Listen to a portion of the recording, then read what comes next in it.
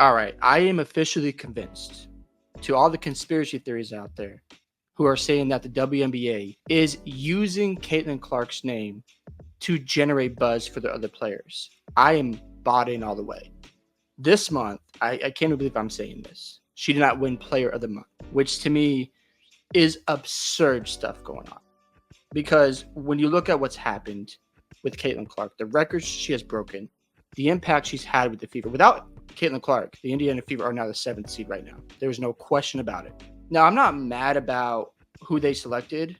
I'm upset about that they gave her the award for Player of the Week and Player of the Month. I just think it's ridiculous because I'm not against Sabrina Ionescu at all. I'm not. I know she has the New York Liberty playing well. They have, I believe, the number 1 seed in the WNBA. They've won a lot of games, but guess who beat Sabrina this month? It was Caitlin Clark. And if you come down here, look at these numbers. Between Caitlin and Sabrina this month, 12 assists, 12.5 assists, I should say, versus 4.8. So she has her over points, but points created and field goal percentage. It doesn't make any sense to me. And in my opinion, I think the WNBA is out to get Caitlin. I am all the way in now. What makes this more upsetting to me is that the WNBA posted a highlight reel of Caitlin Clark on Twitter. And then they changed the highlight reel and changed their minds, in my opinion, on who they wanted to select as Player of the Month. Look, I'm not saying Sabrina doesn't deserve her flowers, but at least give Caitlin some type of award here. Because when I see this as a fan, it just feels like you're using Caitlin Clark's name to boost other players up. When the fans are watching the WNBA right now because of Caitlin Clark, it's really that simple. You look at the fans that are coming to these games. She's going to different stadiums and they are selling out. You don't see that all the time. And we can't act like Caitlin isn't a big reason why they're not successful. So to not award her for bringing in money to your league is ridiculous. Like if Caitlin Clark decided, say, you know what, I'm going to take Ice Cube's contract and say, forget the WNBA. The league is done. You're cooked. Nobody wants to watch you. You see, the NBA has a really good understanding of how to market their players. We remember Larry Bird and Magic Johnson. They were the catalyst of why the NBA became even more popular in the 80s.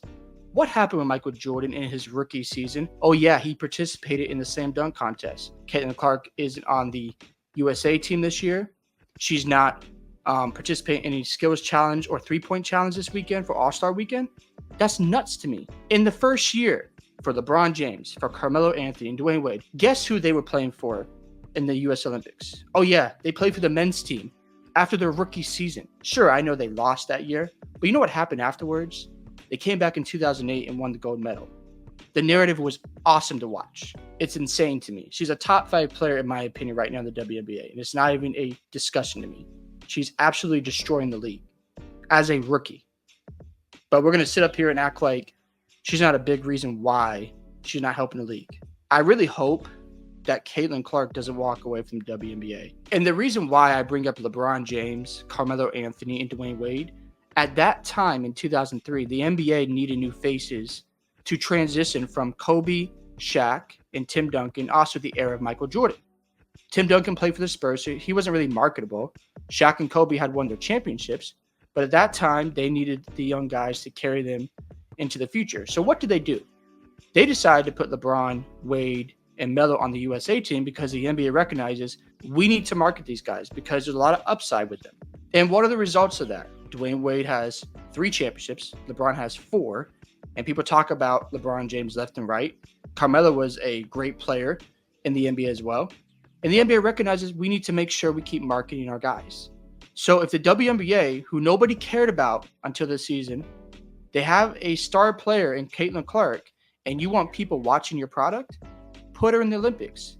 The WNBA isn't going to be on for a month.